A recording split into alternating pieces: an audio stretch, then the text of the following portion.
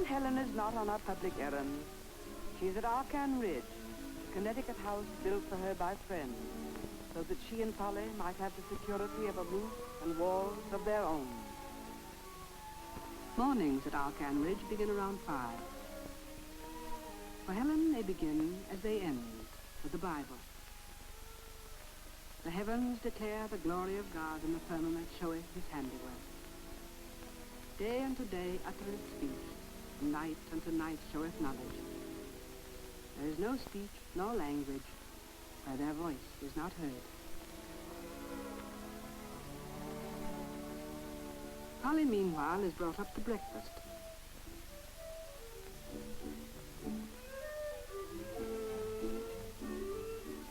Sometimes something is missing from the tray.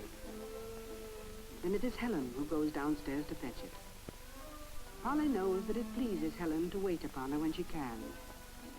Everywhere else, except in her own familiar house, it is Helen who must be waited upon by Polly. Here, where every table, every chair, every dish in the cupboard is her intimate friend, Helen can move freely and independently.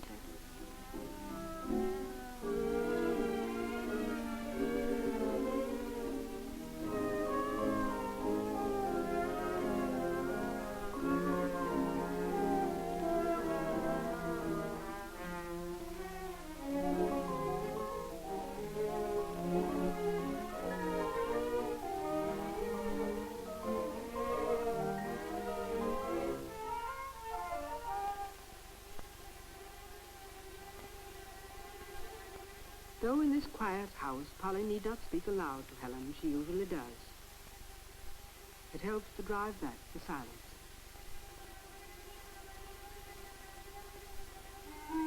First concern of the day is always the weather, to know how to dress for the morning walk with her dog, Etu. Clear but cold. She checks with her Braille thermometer. She is right.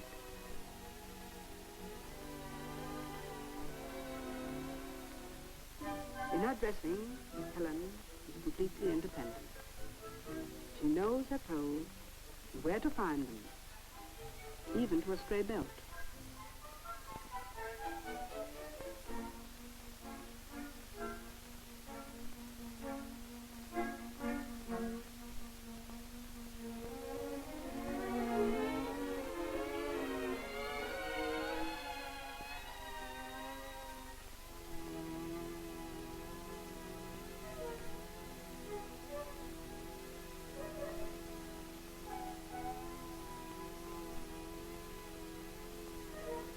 Every morning, Helen goes for a walk along a 1,000-foot handrail built by a loving friend to guide her. 1,000 feet, where she is alone and free.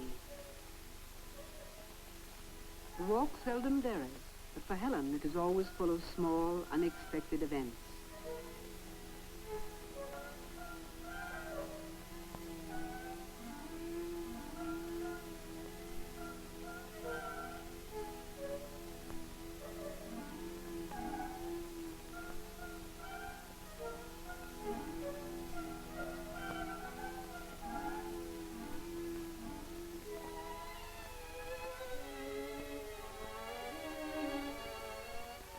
Helen is known from childhood what those with sight cannot realize, that one does not need eyes to see the world.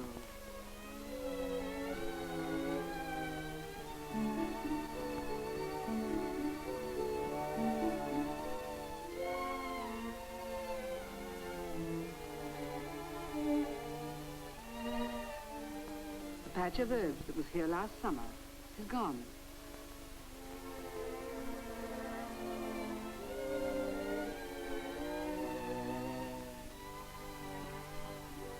By 8 o'clock, Helen and Polly have made their beds. Polly has finished the household tasks, and their business of the day begins.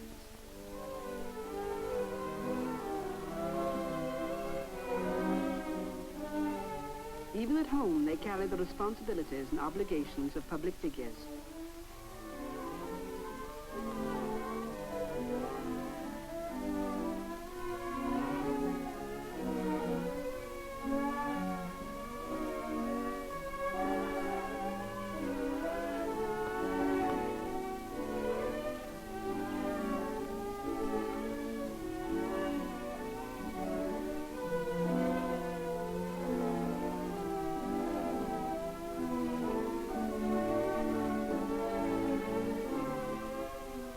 Their desk is never clear. The mail piles up while they are away, and every morning more comes in.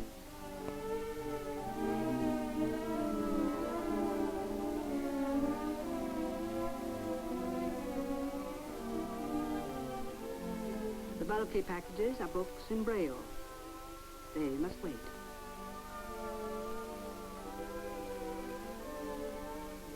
The letters will be gone through after Polly finishes spelling out the morning headlines. Helen is emphatic about keeping in touch with world events. But the mail looms large. A few of the letters are personal ones from friends. But most of them are requests for something. From New Zealand. Would you kindly send a message to the Royal Blind Institute on the occasion of their opening? From Massachusetts. I have written a pamphlet on teaching the deaf. Please read it and let me have your comments. From India. I am going slowly blind. In the United States is a cure. Can you help me? From New York. I have chosen you as the subject of my term paper. Would you write me a long letter telling me all about yourself? After the mail, Helen goes to her own study to work.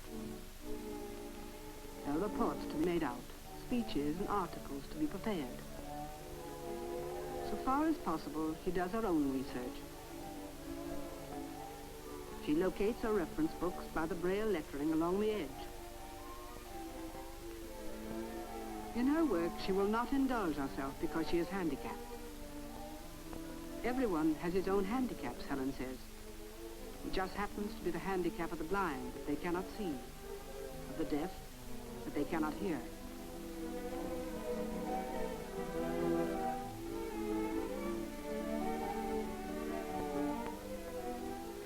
She does her own typing.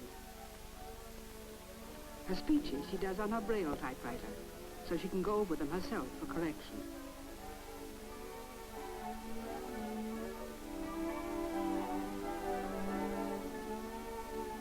The machine has only 6 keys because all Braille letters are made by the combination and placement of 6 raised dots.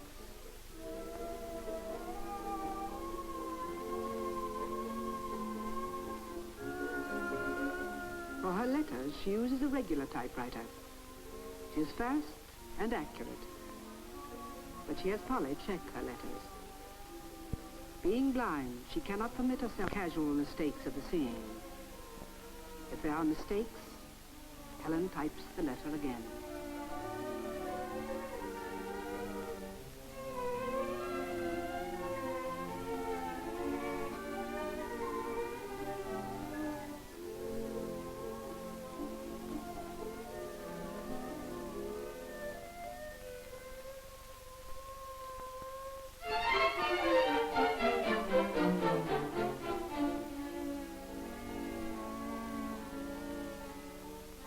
From the vibrations of a buzzer, Helen knows when it is time for lunch.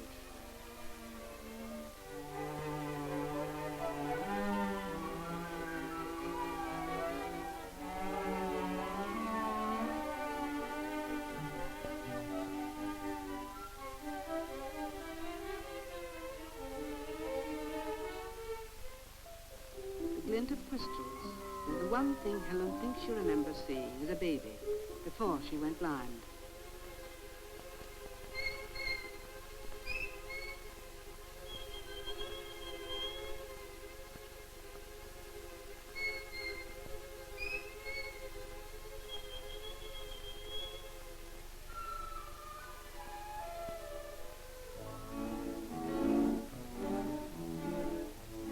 Flowers are among her greatest pleasures.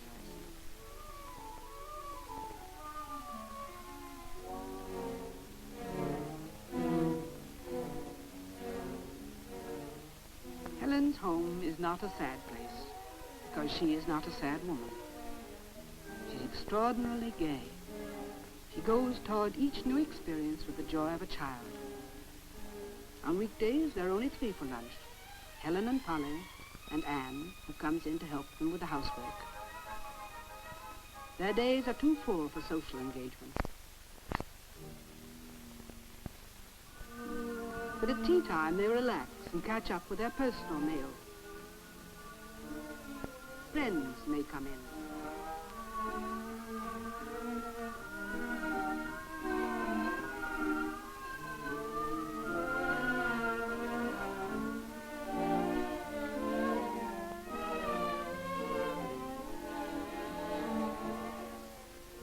may turn to politics or world affairs.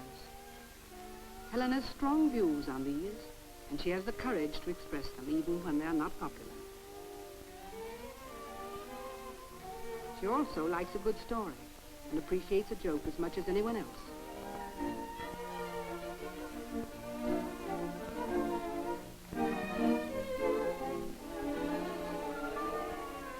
So they spend their days when they're at home. Scarcely a week goes by that Helen's calendar doesn't call them away to a conference or a lecture. In this case, it is to a staff meeting of the American Foundation for the Blind, to which Helen is advisor and counselor. Today, the foundation is submitting for her approval a device for communicating with the deaf-blind and for enabling the deaf-blind to communicate with each other. The keyboard activates little metal prongs that speak directly to the fingertips in Braille.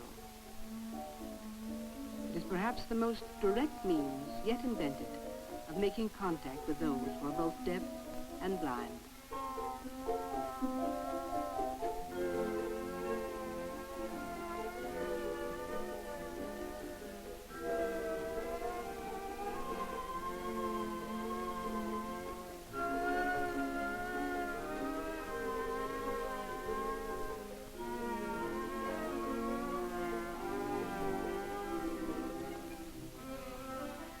Now, Helen types out, anyone can speak to us directly.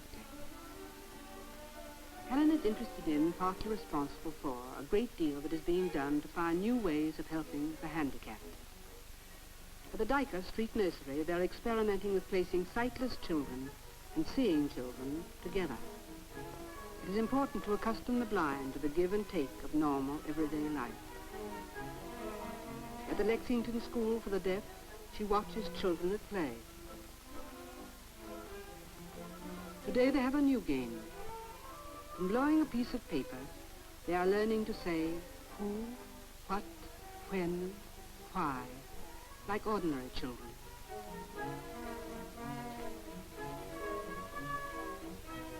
In class, she follows the progress of the older girls in learning to talk.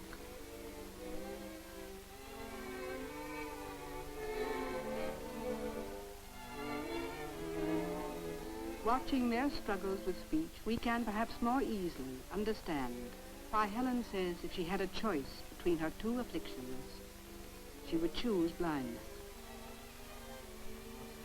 The deaf, cut off from the world both by lack of hearing and lack of speech, need all the encouragement she can give. But perhaps those to whom Helen gives her time most gladly are those who, like herself, are both deaf and blind.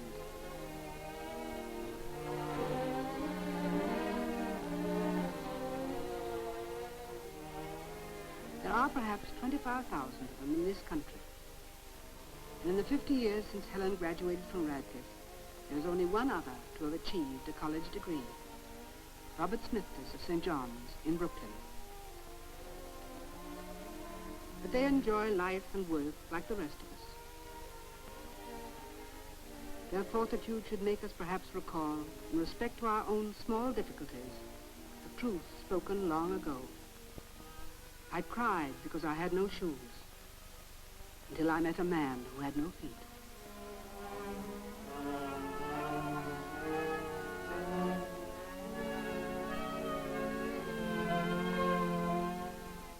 The newly handicapped, the once whole young men who have come back from Korea disabled, these command as much attention from Helen as did their brothers in the Second World War. Then, as now, she and Polly tramp the endless corridors of our military hospitals, bringing hope to the amputees, the blind, and the disabled.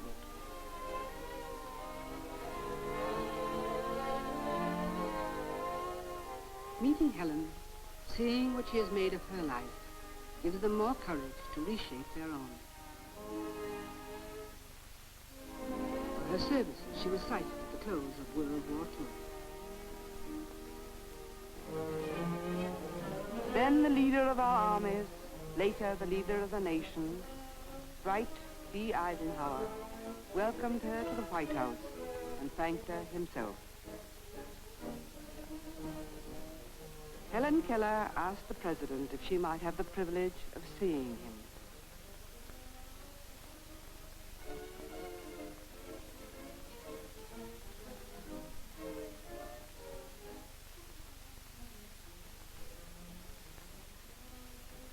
Afterwards, of his face, she said, I felt the courage and thought that carried him through such great years of the world's history. From a life lived mostly for others, Helen managed to save some part for herself. They are the necessary things like shopping.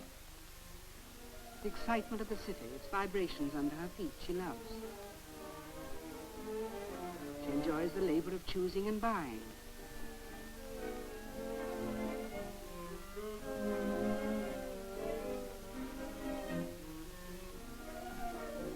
She and Polly must shop with economy. But as they know it is part of Helen's job to look well in public, they must also shop with a great deal of care.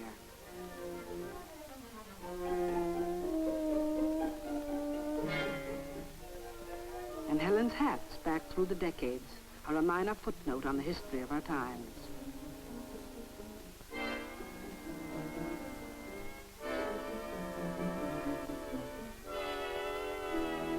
Like our hats, the artists she has encountered also summarize an era.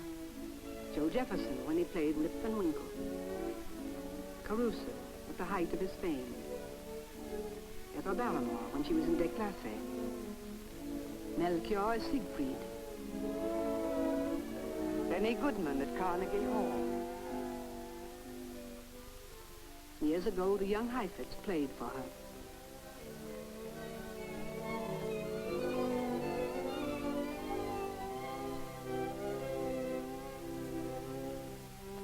Years later, Gladys Swarthout sings for her.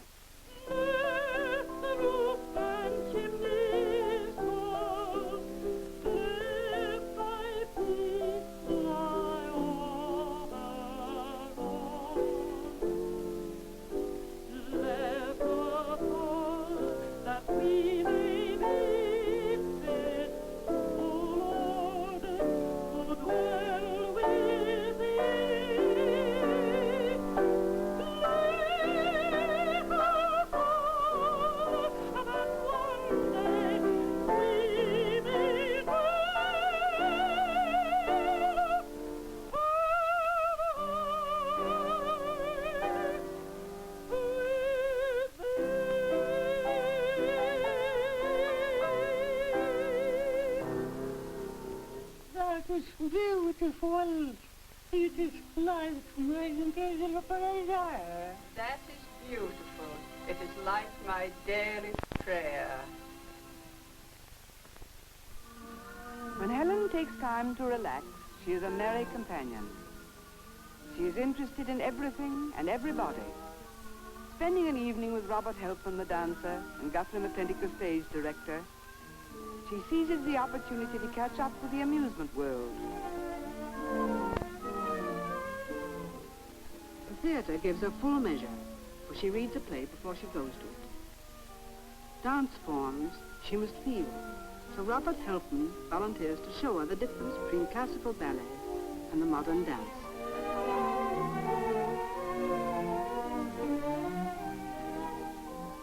Mr. McClintock does not feel that Mr. Helpman has made his point, and suggests that they take Helen to study some modern dancing at close range.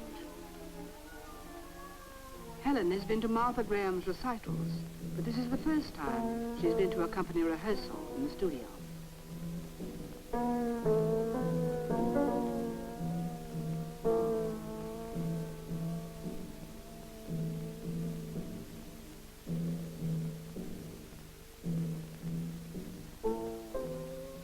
Polly must spell the action into Helen's hand. But she is aware of the rhythm and the movement of the dancers through the vibrations in the floor.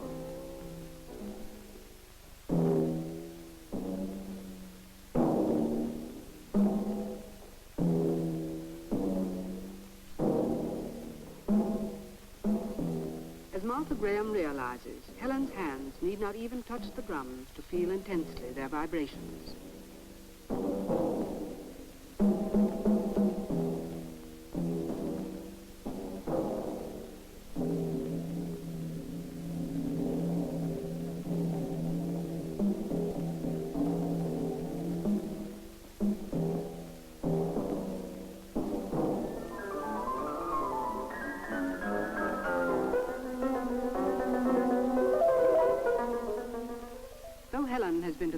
performances in a theatre. It is only in a rehearsal room like this that she is able to discover with her hands the line of body and limb that is the living pattern of the dance.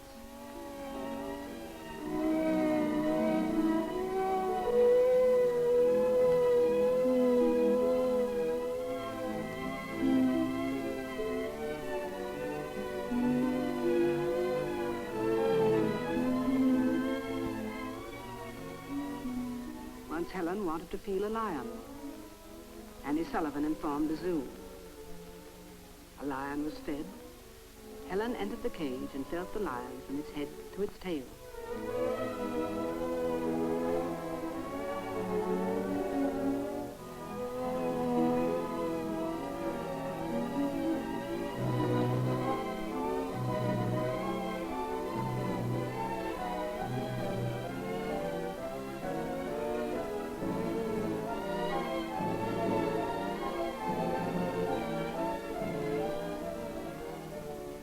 Obviously, Helen's sense of the world, its shapes, its textures, its forms, comes to her through her sense of touch.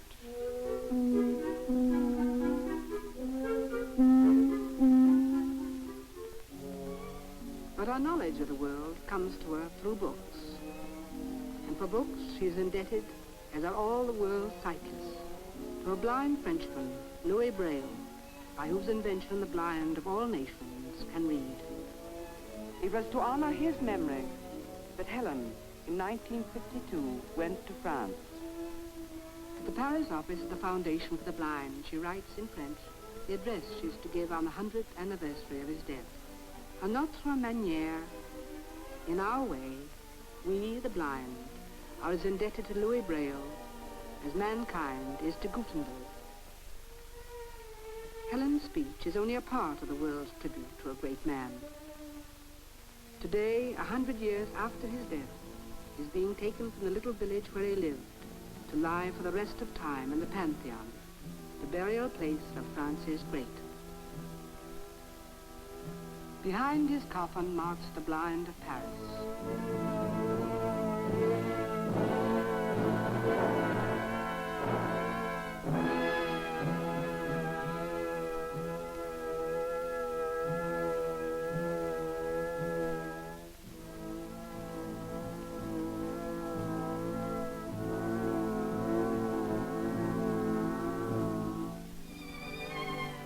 Later, at the Sorbonne, Helen Keller delivers the address in his honor.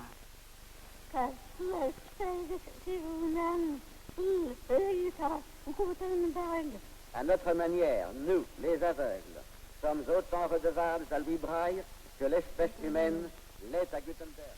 Afterward, Helen Keller, Louis Braille's great disciple, is made Chevalier of the Legion of Honor. Nous vous faisons Chevalier de la Légion d'honneur.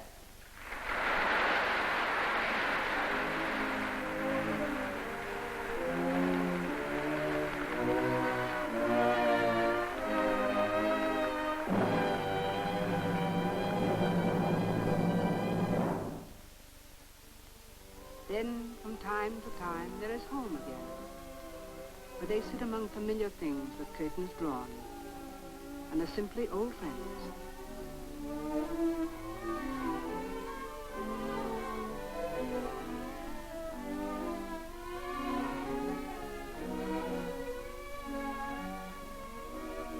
There is peace and quiet. There is music.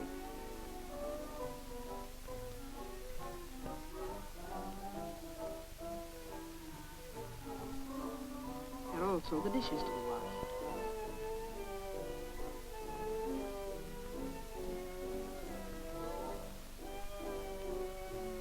As Polly washes the dishes, Helen shells pecans.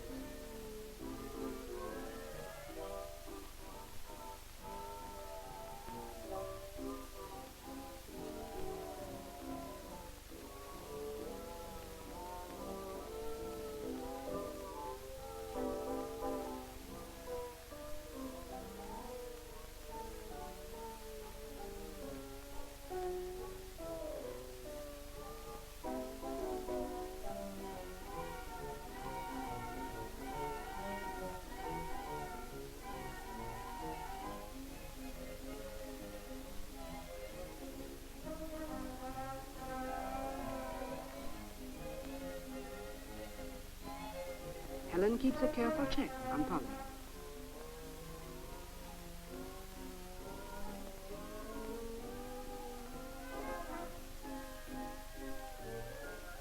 But when the radio is playing, it is hard to keep Helen's hand on her work.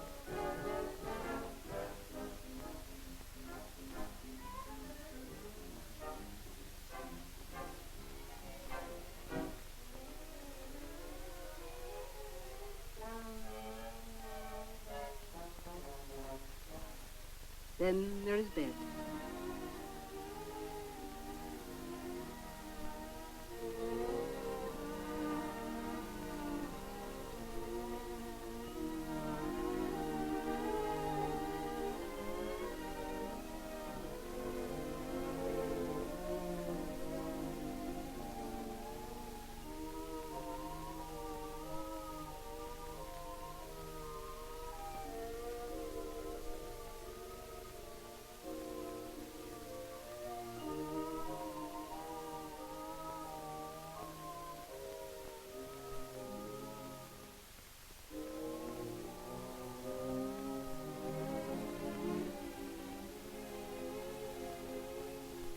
This, then, is the message which we have heard of him and declare unto you, that God is light, and in him is no darkness at all.